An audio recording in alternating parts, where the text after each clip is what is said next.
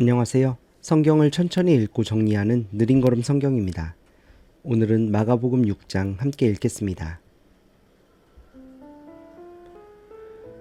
예수께서 거기를 떠나서 고향에 가시니 제자들도 따라갔다.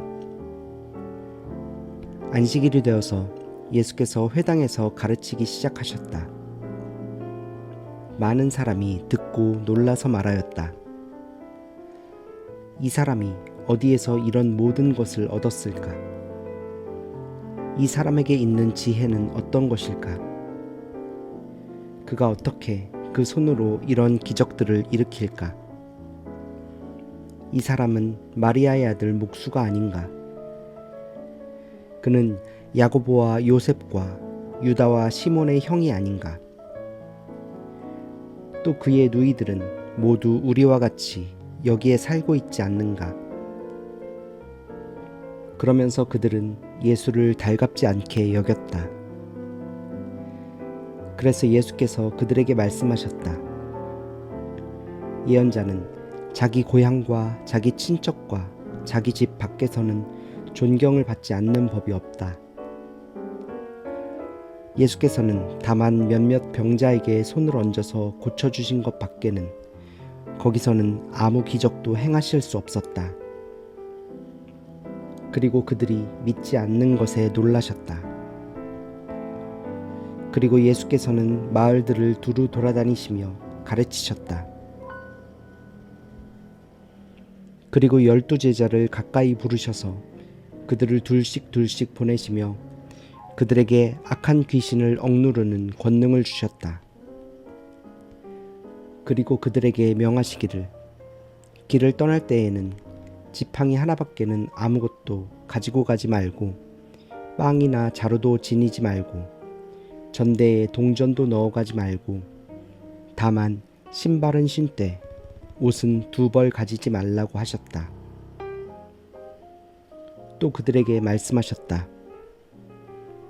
어디서 어느 집에 들어가든지 그곳을 떠날 때까지 거기에 머물러 있어라. 어느 곳에서든지 너희를 영접하지 않거나 너희의 말을 듣지 않거든 그곳을 떠날 때에 너희의 발에 묻은 먼지를 떨어서 그들을 고발할 증거물로 삼아라. 그들은 나가서 회개하라고 선포하였다. 그들은 많은 귀신을 쫓아내며 수많은 병자에게 기름을 발라서 병을 고쳐주었다. 예수의 이름이 널리 알려지니 헤롯 왕이 그 소문을 들었다. 사람들은 말하기를 세례자 요한이 죽은 사람들 가운데서 살아났다. 그 때문에 그가 이런 놀라운 능력을 발휘하는 것이다 하고 또 더러는 말하기를 그는 엘리야다 하고 또 더러는 옛 예언자들 가운데 한 사람과 같은 예언자다 하였다.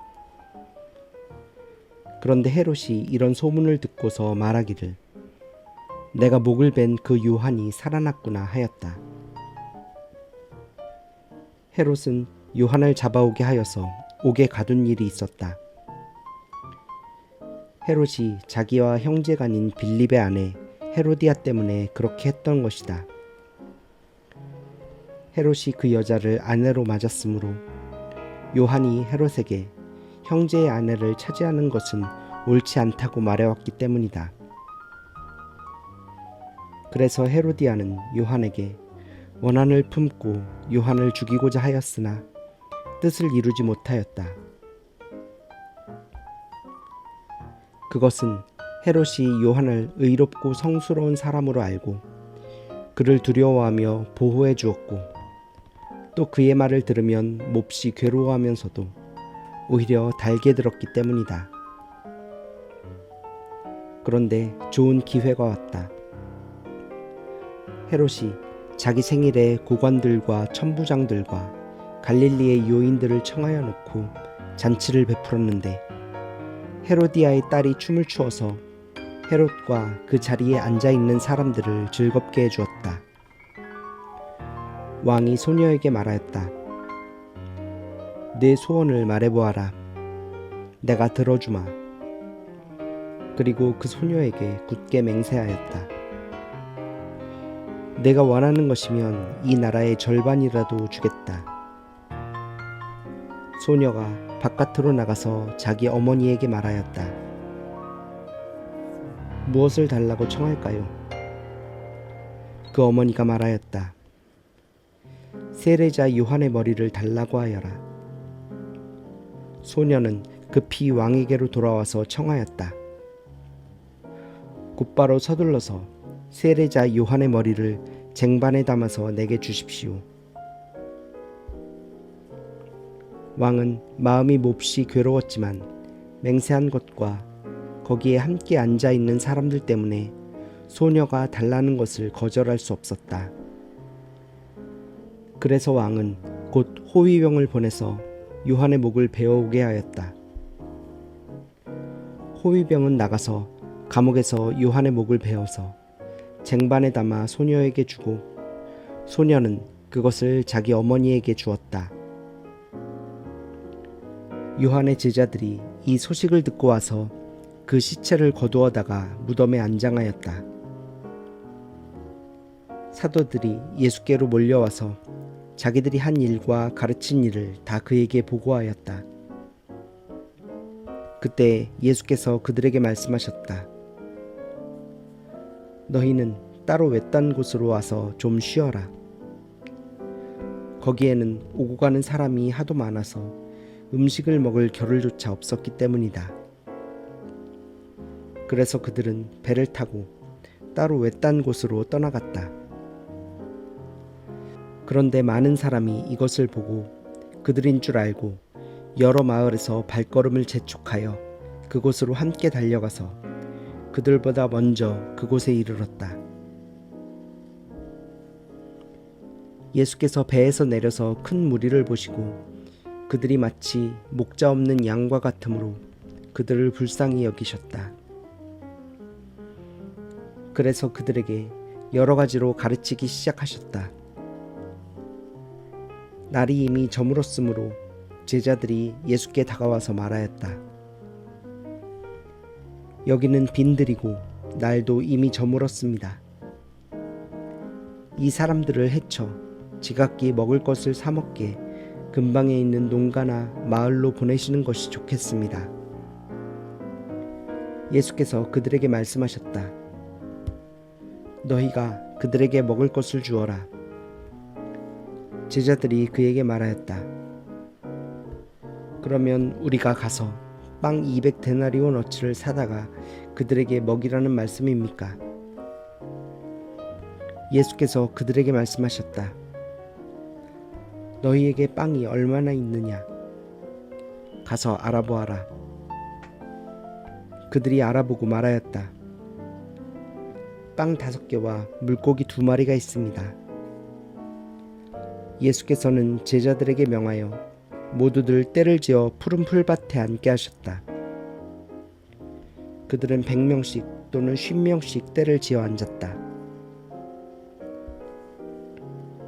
예수께서 빵 5개와 물고기 2마리를 들어서 하늘을 쳐다보고 축복하신 다음에 빵을 떼어서 제자들에게 주시고 사람들에게 나누어 주게 하셨다. 그리고 그 물고기 2마리도 모든 사람에게 나누어 주셨다. 그들은 모두 배불리 먹었다. 빵 부스러기와 물고기 남은 것을 주워 모으니 12광주리에 가득 찼다. 빵을 먹은 사람은 남자 어른만도 5,000명이었다. 예수께서는 곧 제자들을 재촉하여 배를 태워 자기보다 먼저 건너편 벳세다로 가게 하시고 그동안의 무리를 헤쳐 보내셨다. 그들과 헤어지신 뒤에 예수께서는 기도하시려고 산에 올라가셨다. 날이 저물었을 때에 제자들이 탄 배는 바다 한가운데 있었고 예수께서는 홀로 무태 계셨다. 그런데 예수께서는 그들이 노를 젓느라고 몹시 애쓰는 것을 보셨다. 바람이 거슬러서 불어왔기 때문이다. 이른 새벽에 예수께서 바다 위를 걸어서 그들에게로 가시다가 그들을 지나쳐 가려고 하셨다. 제자들은 예수께서 바다 위로 걸어오시는 것을 보고 유령으로 생각하고 소리쳤다. 그를 보고 모두 놀랐기 때문이다. 그러나 예수께서 곧 그들에게 말씀하셨다. 안심하여라. 나다. 두려워하지 말아라. 그리고 예수께서 그들이 탄 배에 오르시니 바람이 그쳤다. 그래서 제자들은 몹시 놀랐다. 그들은 빵을 먹이신 기적을 깨닫지 못하고 마음이 무뎌져 있었다. 그들은 바다를 건너가서 게네사렛 땅에 이르러 닻을 내렸다.